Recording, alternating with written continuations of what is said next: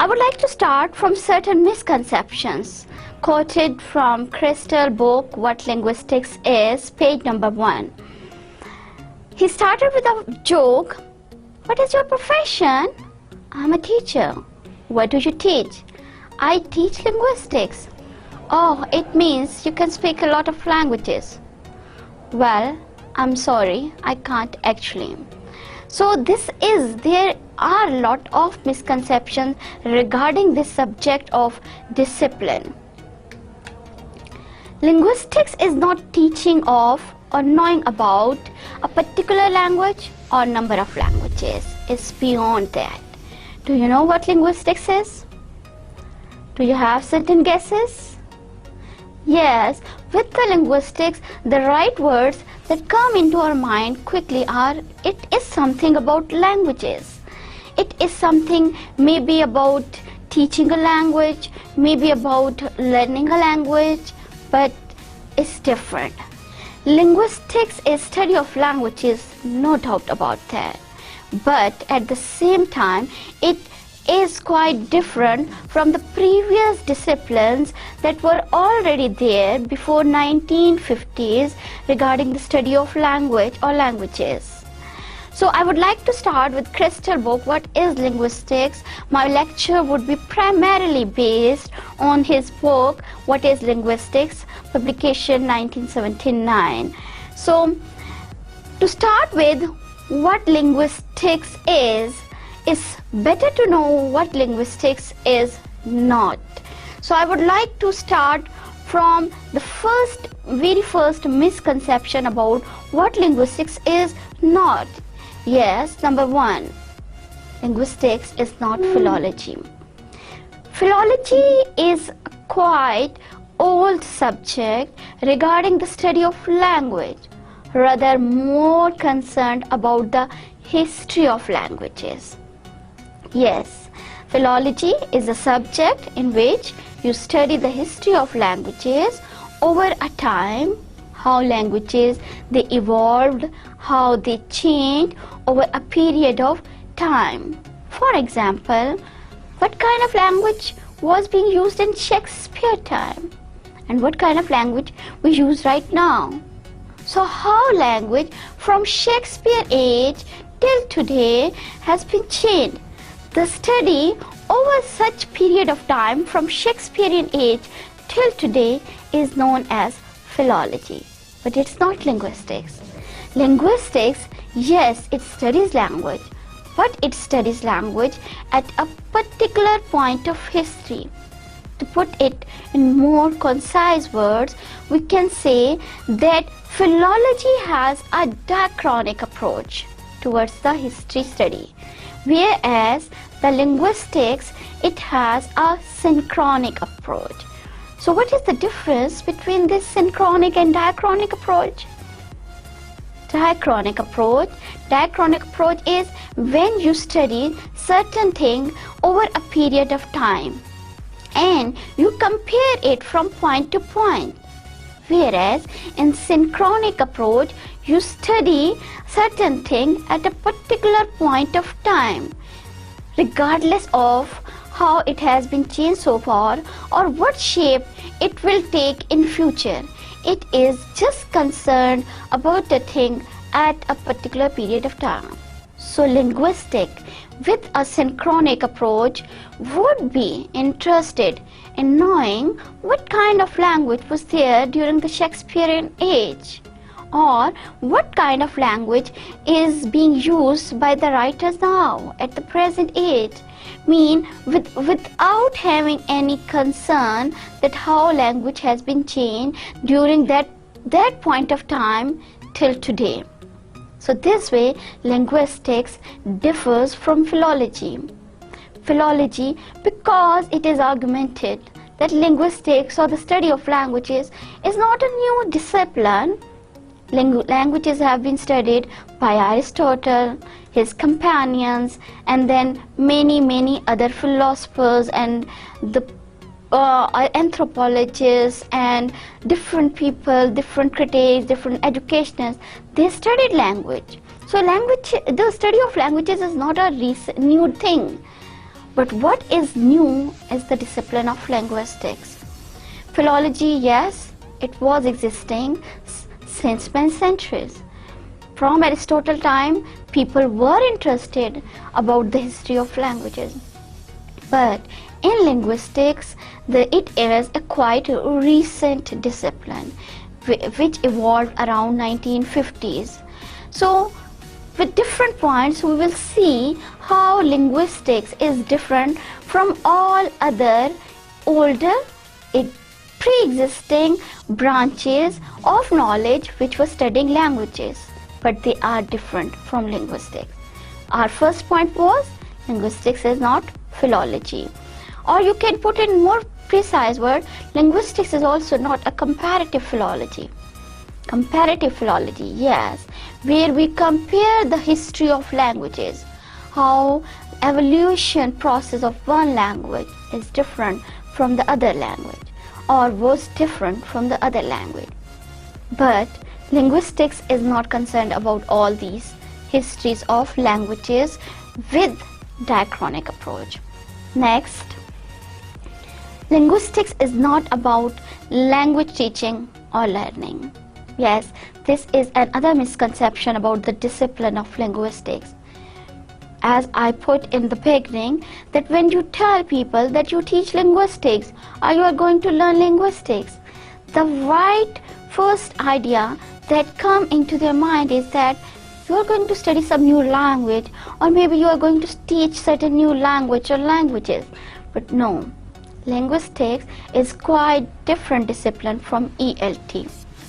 ELT, English Language Teaching. Yes, I will put it in words that by learning linguistics or by having the knowledge of linguistics, you become a better learner of language.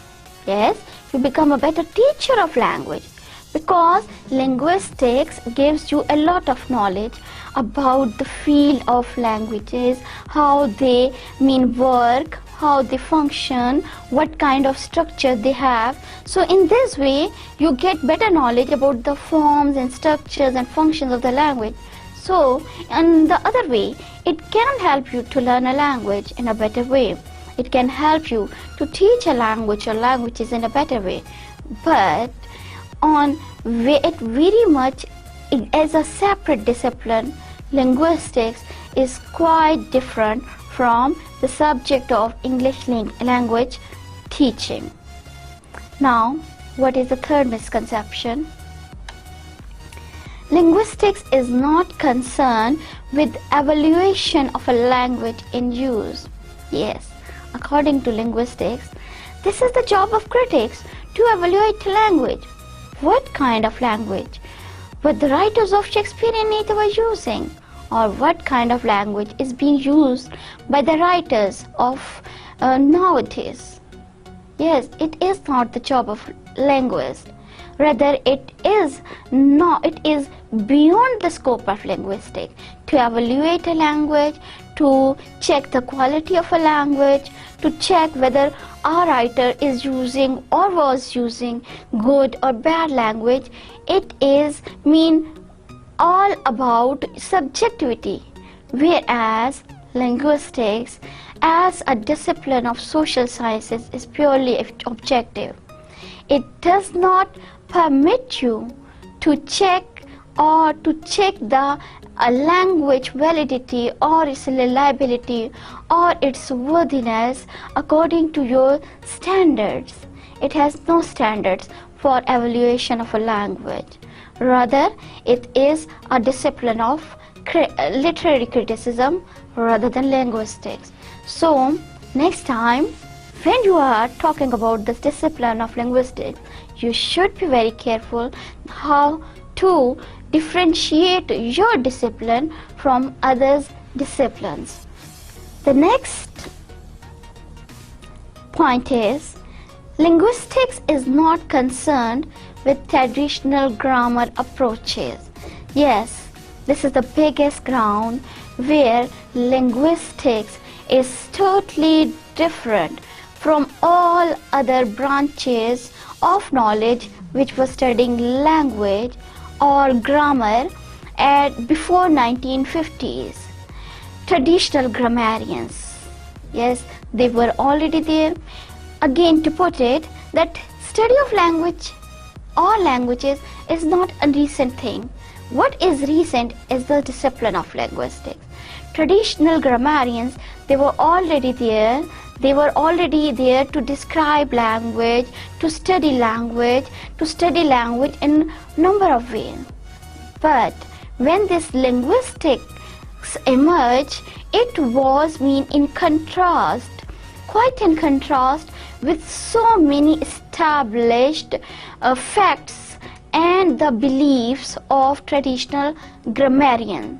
So now we will move towards this point, that how this linguistics is different from all other traditional grammarian approaches. I would like to start from the very first point. Yes, speech versus writing. As you can see, that this is the first ground where modern linguistics it is in complete contrast with what traditional grammarians believe. Before 1950s, it was a common belief that language exists only and only in one form, and that is language, no distinction between speech and writing. Whereas when modern linguistics emerged, it completely differentiated speech and writing as two different modes of language. So this is quite different approach of modern linguistics. Traditional grammarians, their common belief was that because speech and writing, they are the single form, they have no much difference. Rather, talking about speech or writing is just talking about language.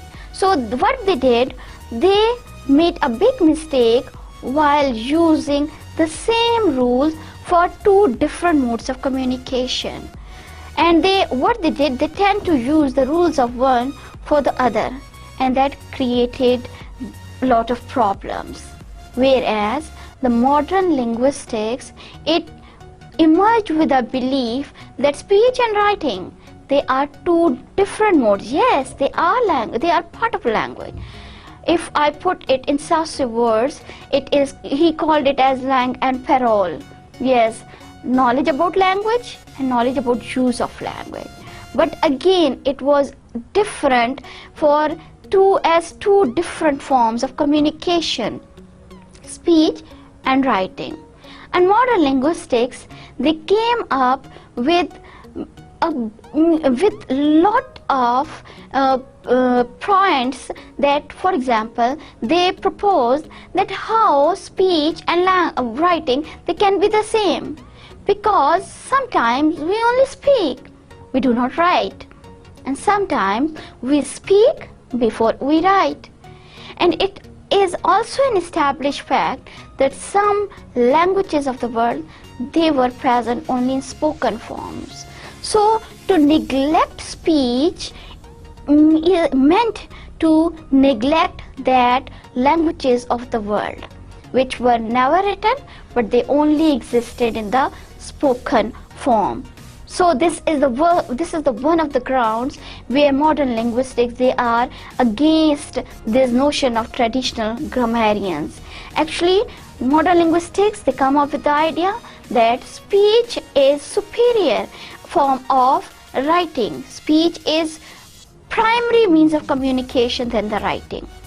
Then there was another fact that they put forward, that sometimes it happens that we have a form of language, but when we use it as in verbal form or in written form, then we use it quite differently. Take example of making plurals. Yes, B-O-A-T, boat, and T-R-A-I-N, train. Now if I want to make the plural, in writing form, the plural will take only an S, B-O-A-T-S, and trains. So that's a plural. But in verbal form, when I will speak these two plurals, the pronunciation would be different. For the boat, the plural would be boats with the sa ending sound. But for the train, the ending sound would be z, trains. Not trains, rather trains. So this way you can see that speech is a different mode of communication than the writing. Let's take another example. If I am going to write a letter to my boss or a letter to an editor of a newspaper, the written form, it takes the full forms of language.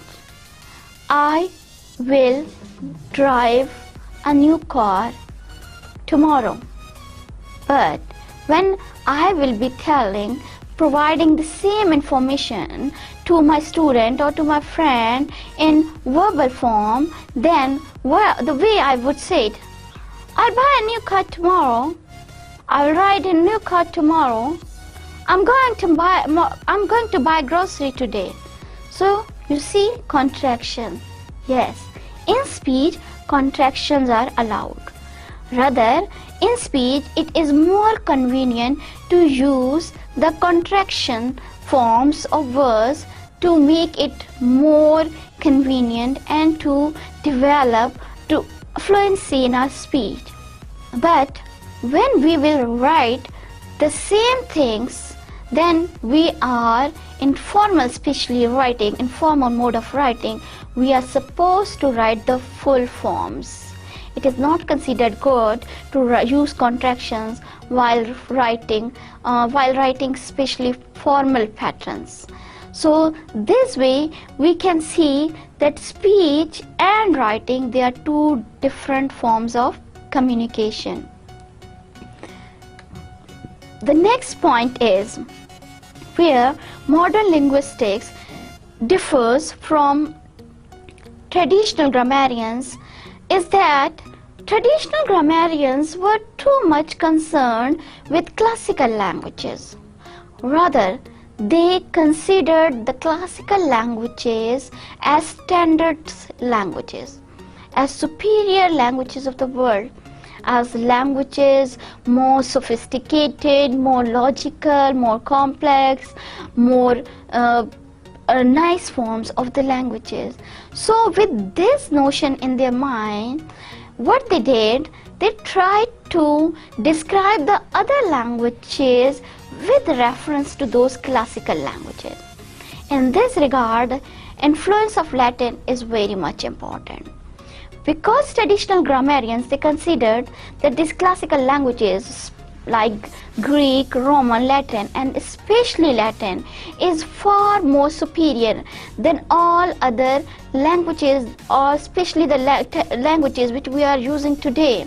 Then they tried to describe other languages according to the standards of Latin and the classical languages. So this way they created a problem, because they were judging certain languages with respect to certain models provided by classical languages. On the other hand, modern linguistics, they were quite against this idea. According to them, there is no such idea of superior languages. Every language exists separately. So every language has a value, has a place different from other. So how we can describe one language against the yardsticks provided by the other? I mean, it appears to be quite illogical. Every language of the world, they have their own standards, they have their own logics, they have their own superior forms, they have their own static values. So it's quite inappropriate to describe one language with reference to another language. To give you an example, consider the example of cases and nouns. Latin has 6 cases for noun, whereas English has only 5 cases of noun. So how you are going to judge English with reference to Latin? This way, it appears to be quite illogical. That's why the modern linguistics, they were against this idea of supremacy of certain languages, or idea of presenting some languages as superior models. The next point is also related to same conception, that is logical languages. Yes, again, because the traditional grammarians, they were of the view that certain classical languages, they have more superior forms, so they are more logical. On the other hand, for modern linguistics, this idea is again an absurd idea. How it is possible that you can distinguish certain languages of the world as more illogical, certain languages of the world as illogical, certain languages of the world as just logical? I mean, it's inappropriate to divide the languages into different categories on the basis of logical values, because every language has its own logics, and if no logics, rather there are certain irregular forms. According to modern linguistics, there is nothing like logical or illogical about a language. Yes, there is unpredictable forms and there are irregular forms. Take the example of verbs. Go, went, gone. Why not? It is like show, showed, showed, the regular form of verb, but go, went, gone is an irregular form of verb. So it is the modern linguistic, actually they gave it a precise word like irregular, whereas the traditional grammarians, they would call it as illogical form. That go, went, gone is an illogical form, not an irregular.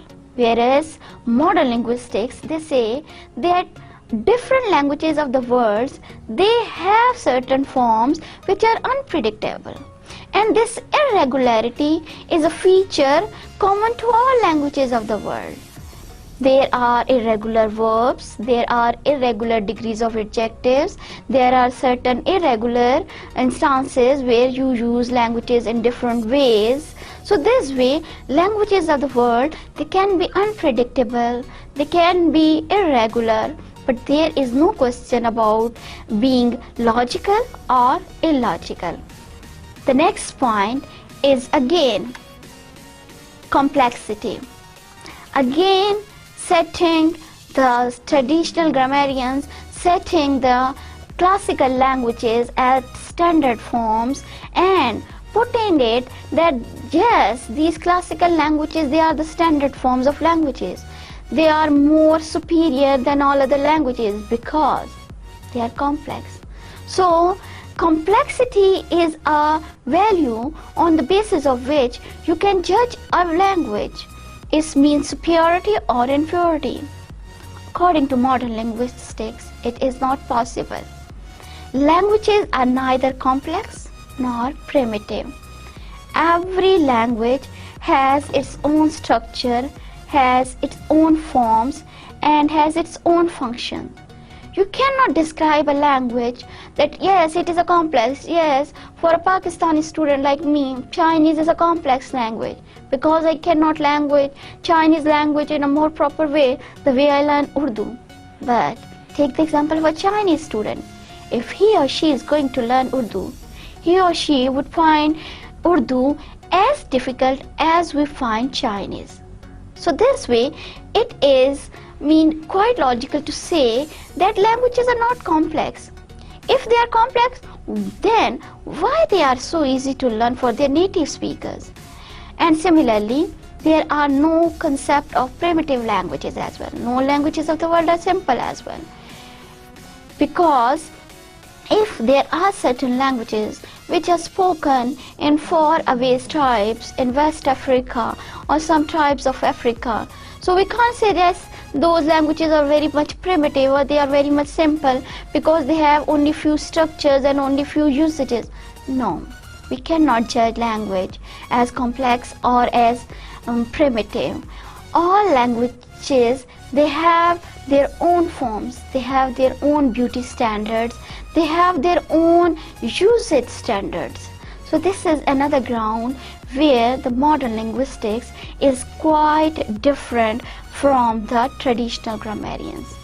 Next point is again related to this concept of classical languages, because modern linguistics, it is against the idea that certain languages, or rather classical languages as put by traditional grammarians, are more standard forms of languages, so they have more higher static values than all other languages of the world. Whereas modern linguistics, it states that languages are neither beautiful nor ugly. Again, every language has its own standards for aesthetic sense or for beauty standards. How we can discriminate languages on the basis of the aesthetic value? For example, yes, as it is a common example that is provided, that yes, the English people, they have more color words than the Urdu speakers. We have only few shades, few colors, but in English we'll find a lot of variety of shades for even a single color. In Urdu we have one word jamni, but in English we have lilac, we have plum, we have we have purple. So we have a lot of words, but it does not prove that our language, it has no aesthetic value, that Urdu has no aesthetic value. Rather, it depends more on the culture. According to the culture, there are additions and subtractions of certain ideas and beliefs are made. But it does not describe that, okay, on the basis of these things, we can describe one language as having more aesthetic value than the other. Yes, our next point is historical meanings of languages are correct. Yes, modern linguistics and traditional grammarians, again another clash. Actually, according to the traditional grammarians, because their standards are the classical languages, so they value the historical meanings of the words more than the recent ones, because they believe the good languages are those which do not change. Actually, they do not accept the change. So what they do, they accept the definitions which were for a word or for an idea which were existing in history, which were mean from where the words were taken. Let's take an example of the word nice. Today, if somebody says to you, you are looking nice, so you take it in very positive. Yes, it's a positive compliment, because for word nice, we have a positive connotation, that is good. You are looking nice, it means you are looking good. Your dress is nice, it means your dress is good. So again, we have a very positive meaning for the word nice. But if we trace back its history, the word nice in Shakespeare age was equivalent to its meaning fastidious. If we trace back again its history to French origin, its meaning was silly. So with French origin, if somebody is saying you are looking nice, it has a negative meaning, means you are looking silly. And we still trace back its history towards its Latin origin, then this word has a meaning ignorant. Now what these traditional grammarians do, they accept the ignorant as a right meaning for this word nice.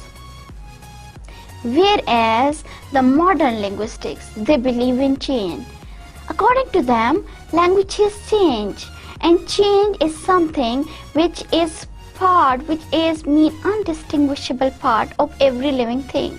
So this way, the word nice has the right meaning which is accepted nowadays, which is the current one, not that ignorant. So this way, traditional grammarians, they consider the historical meanings as correct one, whereas the modern linguistics, they consider those meanings as vague because they believe that when languages change, you need to accept that change. You need to accept the recent traditions or the recent meanings associated to a language. Then, next point, vague definitions. Yes, according to this point, traditional grammarians, what was their mistake? Actually, they tried to define everything.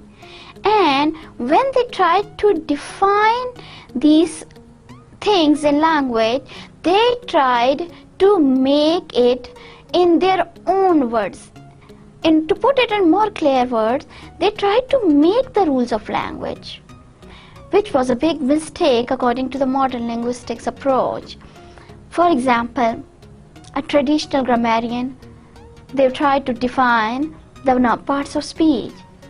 Yes, here I would like to add into your knowledge that unfortunately in Pakistan, from class primary level to onwards, we are still teaching and we are still learning these vague definitions which were provided by traditional grammarians. Yes, not getting it? Okay, what is a noun? Yes, define a noun. Yes, I know. You are going to say, a noun is a naming thing for a person, place, thing. Yes, a noun, naming word. The definition which was actually provided by the traditional grammarians. What is a verb? A verb is a doing word. What is a conjunction? A conjunction is a joining word. So these were actually the definitions which were provided by traditional grammarians. And the modern linguistics, they actually refused or they actually refuted these definitions on the grounds that these definitions actually do not provide or are unable to define these terms properly. If you want to define a certain aspect of a language or take an example of parts of speech, then a good definition is one which would take into account all the aspects related to that feature. For example, take example of noun. If I accept the traditional definition that noun is a naming word for a person, place, thing, then what about the word beauty? Can you categorize it? In which list you will put it? Nouns. Why? Beauty is not a noun, beauty is not a person, beauty is not a place, beauty is not a thing. Beauty is an abstract idea. Jealousy, democracy. What about these abstract ideas? The traditional definition, it does not take into account these abstract nouns. So the definition provided by traditional grammarian is not enough. Take another example. Verb, a doing word. So I'm sitting here. What about am? Can you categorize it? Can you define its parts of speech? Yes, you will again put it in the category of verbs. But how? Am is not a doing word. Am is a verb, a linking verb. So what about the verbs all which are not doing anything? For example, the linking verbs and the helping verbs. So this traditional definition of the verbs, that is doing word, is not giving a proper definition of what actually verb is, because verb is more than a single doing word. Verb is not only a sitting or watching or dancing or playing or moving. Verb is, am, are. Verbs, they are the verbs. Can, shall, will, could, they are also the verbs, the modal auxiliary verbs. So actually these traditional definitions, they needed to be revised in order to capture all the aspects related to a certain term. So this way the modern linguistics, it is against the definitions provided by the traditional grammarians.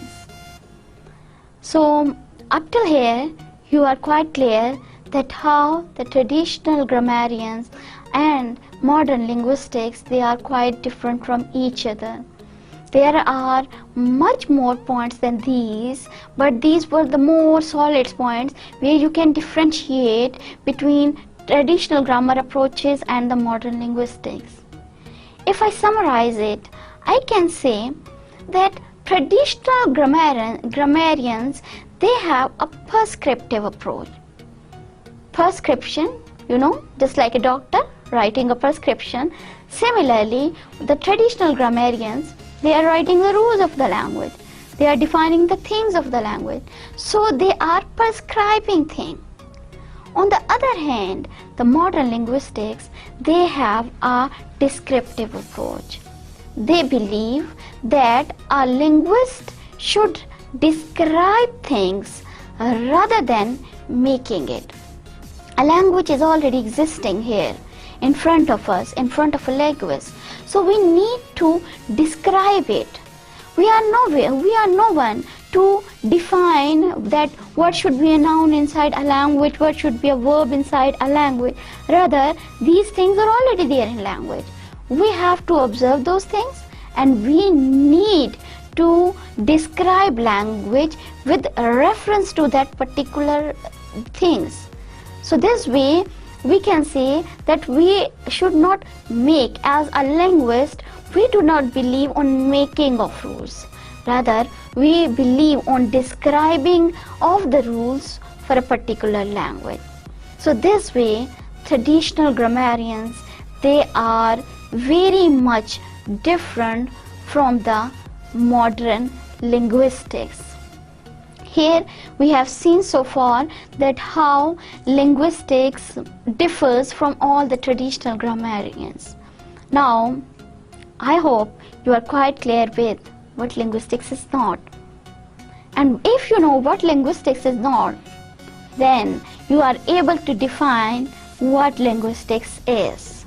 Now we will move towards our next part, that what linguistics is. Again, David Crystal, what is linguistics?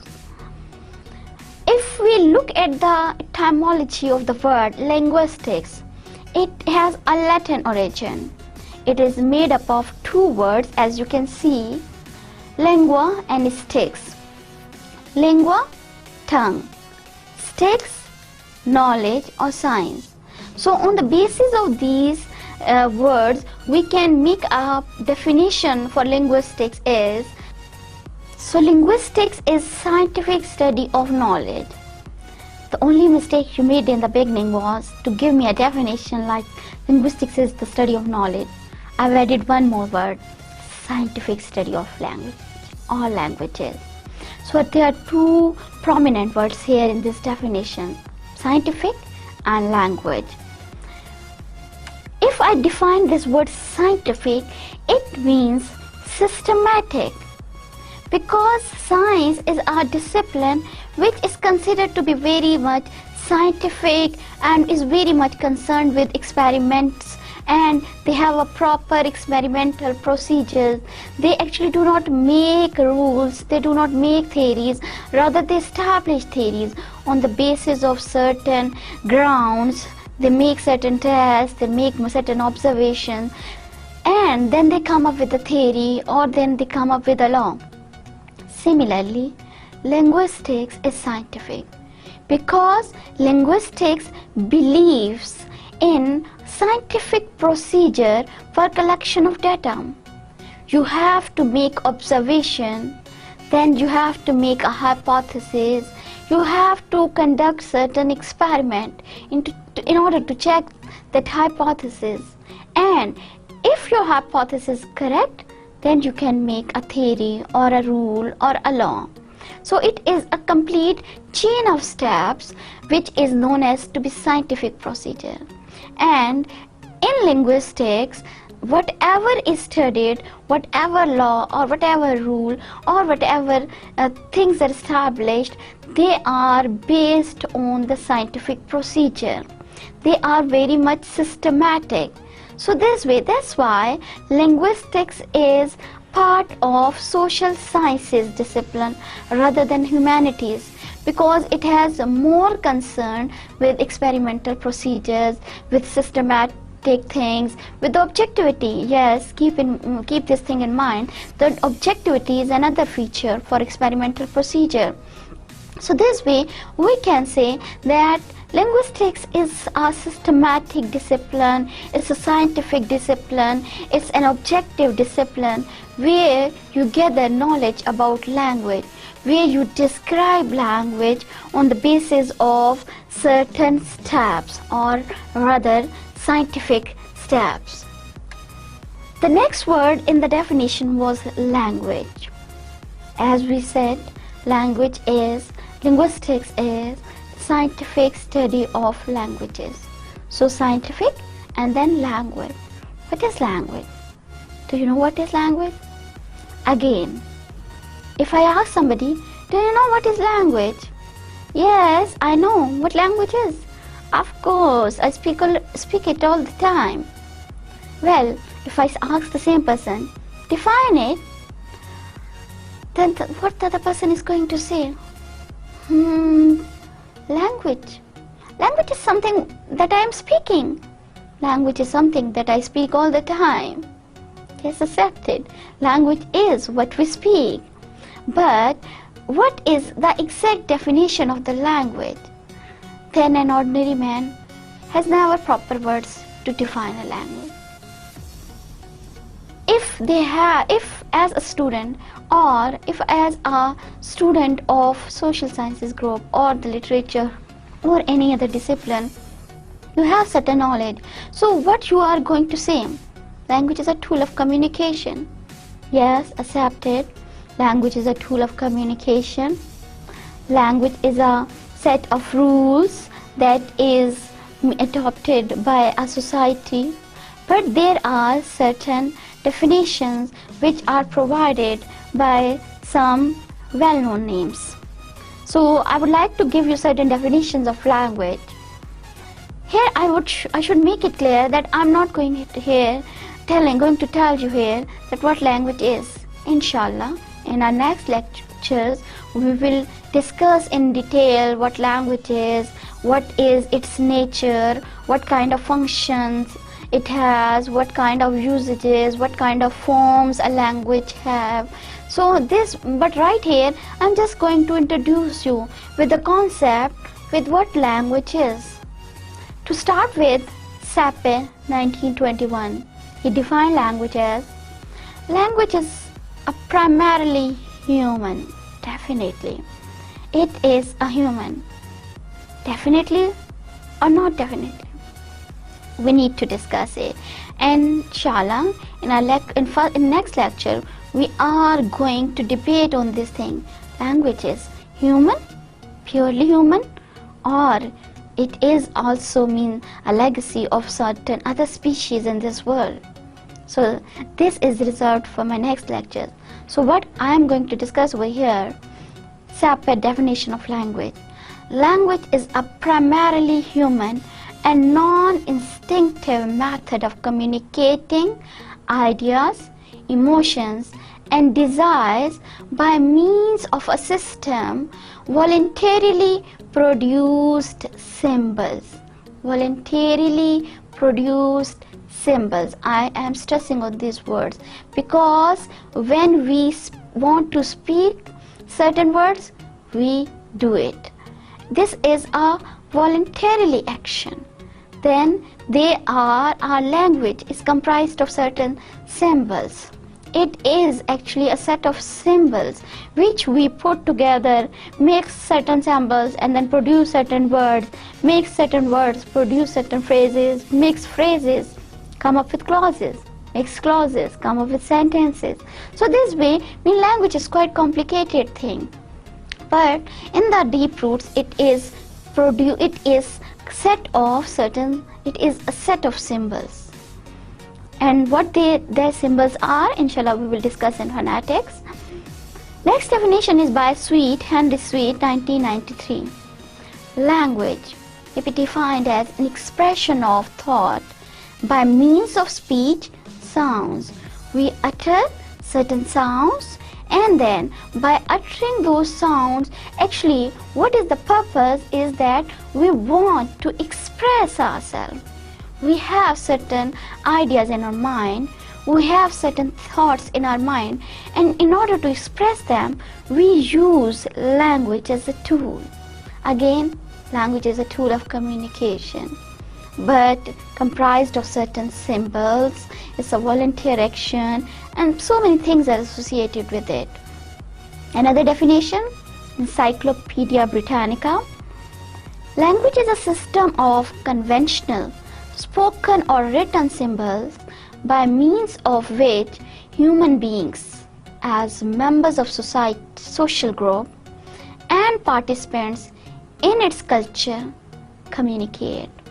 Again, the same thing. Communication is actually the sole purpose of this language, because we speak when we want to say something. We speak when we want to express ourselves. We speak when we want to communicate ourselves. So this way, it is an act of communication. But again, there are so many controversies regarding definitions of language, and that what language is, what kind of nature it has. But inshallah, we are going to deal with them in our next lectures. So now, again, my focus is back on linguistics. We have so far studied what linguistics is and what linguistics is not. But now again I am moving towards the scope of linguistics, because though the linguistics is quite a recent branch of knowledge, a recent discipline which was introduced around in 1950s, but again it has widened its boundaries, and so many sub-branches of linguistics are found nowadays. When you are concerned about linguistics, if you ask somebody having an authority on linguistics, he would ask you that in which branch of linguistics you are interested. Psycholinguistics, sociolinguistics, applied linguistics, historical linguistics, anthropological linguistics. So actually, inside the discipline of linguistics, there are many branches. And I would like to start with descriptive linguistics. Many linguists call it purely linguists, because descriptive linguistics is purely concerned with study of languages. As the name makes it clear, descriptive. So it means it is about the description. Describing a language is the scope of descriptive linguistics.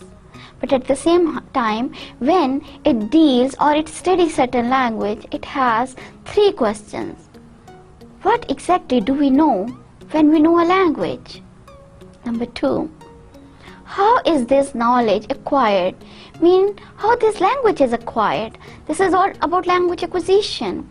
If I have acquired Punjabi as my mother tongue, or Urdu as my national language, or English as my as international language, as a lingua franca, as a source for getting education, then how I have acquired these languages? And third question, how is such knowledge used? How this knowledge about the languages, for example, about the form of language, about the structure of language, about the functions of language, how we are going to use this language? So the descriptive linguistics is concerned about all these things, about the language, about the nature of language, about the different levels of language. Inside them you can also have certain categories like phonetics, phonology, morphology, semantics, syntax, because they are all about the language. They are all the features associated with language. So inside descriptive linguistics or purely general linguistics, we are concerned about these theoretical things, theoretical observations and data. Next, historical linguistics. As the name makes it clear, historical linguistics is concerned with the study of history of languages. How they have languages, they change, they develop in course of time. The ways in which languages change from period to period and the causes behind this change. And not only the causes, but actually what are the results. You can say what are the causes and what are the effects of language change. What kind of language was there at a particular period of time, and how it changed from that particular period of time to another period of time. What were the causes behind it? What are the effects of this change? And what is going to happen as a result of this change? These are all in the scope of historical linguistics. After the historical linguistics, our next discipline inside the linguistics is comparative linguistics. Comparative linguistics, it deals with distinctions among languages. How one language differs from another language. I would like to make it clear over here that in beginning, when I was making it clear that how modern linguistics is very much different from traditional grammarians, I said that modern linguistics, they are not at all concerned with the type of languages, but that by the type of languages mean by the standards of languages. If they are going to compare languages, they are not going to compare it on the basis of certain standards. On the basis of comparison, they are not going to establish, okay, this language is good and this language is bad, this language is complex and this language is primitive, this language is logical and this language is illogical. No, this is not the concern of modern linguistics. Actually, they are just concerned about the differences among languages, neither less nor more. They are not going to evaluate languages on the basis of their distinction. Rather, they are just comparing languages, and this comparison is once again with a synchronic approach rather than a diachronic approach. Psycholinguistics, another very interested area inside the linguistics. Psychology and linguistics combined together and emerged as psycholinguistics. Actually, this knowledge, this discipline emerged on the grounds that language is basically a mental phenomenon. If you know about the link of language and the certain parts of brain which are held responsible, actually again controversial, that there are certain organs in our brain which are responsible for producing language. So on the basis of this thing, because language is a mental phenomena, the psychology is very much interested in studying languages. And when psychology is combined with linguistics, together a new discipline emerges, that is psycholinguistics. Psycholinguistics is very much concerned with the production, acquisition and learning of languages, how we learn languages, how we acquire languages, what kind of mental processes are happening in our mind when we learn a language, when we acquire a language, when we produce language, when we listen to a language. All these is in the scope of psycholinguistics. It also deals with the psychological factors like motivation, anxiety, stress with reference to language. For example, if a learner is motivated in a positive way to learn a language, whether or not he or she is going to learn that language in a better way. So if I am under stress, what would happen, what would happen to my language performance? Would be there any difference? So the psycholinguistics, it deals with these questions. Next is sociolinguistics. Socio, word from society. So linguistics, if we study language in relation with the society, then this discipline of linguistics is known as sociolinguistics. Actually, this is a very popular branch of linguistics which deals with the study relationship between a language and society. It particularly studies variations in language. with reference to social, geographical, ethnical and functional variables. For example, what kind of variations are there in language from place to place? Take the example from your own society. Punjabi is a language, but inside Punjabi we have a lot of variation. We have Saraiki, we have a Lahori Punjabi, we have a Faisalabadi Punjabi, we have a Pothohari Punjabi. They are all about Punjabi, but they are the variations of Punjabi language. In sociolinguistics, we are interested to study that how these variations they happen, they are mean different as well as the variations of a same language. Similarly, studying the variations of language between male and female groups, between two ethnic groups, between two societies, between two functions. For example, how a doctor is going to use a language and how a nurse is going to use a language, or how a teacher is going to use a language, or how a shopkeeper is going to use a language. You know, this is very common to observe that every person belonging to a certain profession has its own vocabulary, a certain specific vocabulary that is known as jargon. So the field of sociolinguistics is interested about all these things, about language and its relationship with society. Next branch of linguistics is anthropological linguistics. Anthropology, if you know about this discipline, anthropology is actually the study of cultures.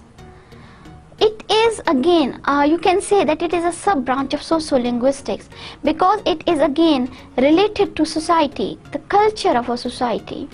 But if we particularly relate culture with a language and then study this relationship, this happens in the field of anthropological linguistics.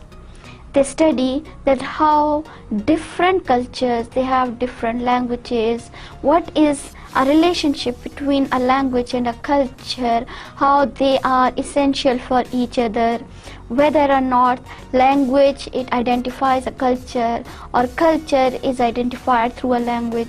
So all these questions, they are answered by anthropological linguistics. The next branch is ethnolinguistics.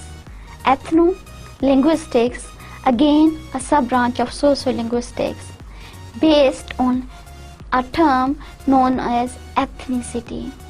It studies the variations in language on the basis of social interaction among a few human races and cultures, on the basis of racism and culture and languages and so many factors. When we define certain ethnic groups and then when we study their languages, then such study is included in the discipline of ethnolinguistics. Applied linguistics. Applied linguistics, as the name makes it clear, application. Whatever theories are there in linguistics, whatever rules are there in linguistics, when they are applied to other fields of knowledge, they come into the category of applied linguistics. For example, if I am going to use the language acquisition or language learning theory from descriptive or general linguistics on ELT grounds, how I am going to use a language acquisition theory to make it clear how a child learns a language, how a child can become a better learner of a language, then I am connecting the general linguistics with ELT. And when I am connecting theory of general linguistics or descriptive linguistics to another discipline of knowledge, then this is known as applied linguistics, where we connect the discipline of linguistics with other disciplines of knowledge. It applies linguistics theories on other areas of knowledge rather than producing new theories. The concern of applied linguistics is not to produce new theories or to test theories or to make theories or to describe language. Rather, what it does, it only takes the theories from one field of knowledge and it applies, it comes up with its application, with its applicability. That's why this is known as applied linguistics. So to conclude, I would like to say that the knowledge of linguistics is interdisciplinary. Leaving the general linguistics or descriptive historical linguistics, all other branches of linguistics, they are somehow related with other disciplines, they are linked with other areas of knowledge, with other fields of knowledge, thus making linguistics as interdisciplinary in its nature. You can see from the figure that linguistics is concerned and linked with so many other branches of knowledge. That's why nowadays linguistics is given very much value, because in almost in all the disciplines, people, they are very much concerned about the language as well. If I'm a student of TEFL, I must know the theories about language learning and language acquisition. If I am studying the culture of a particular society in ethnography, then I will be concerned about the language of that culture. So this way, language is very much important, related to all other disciplines or related to all other fields of knowledge, and it is the area where linguistics is linked with other disciplines.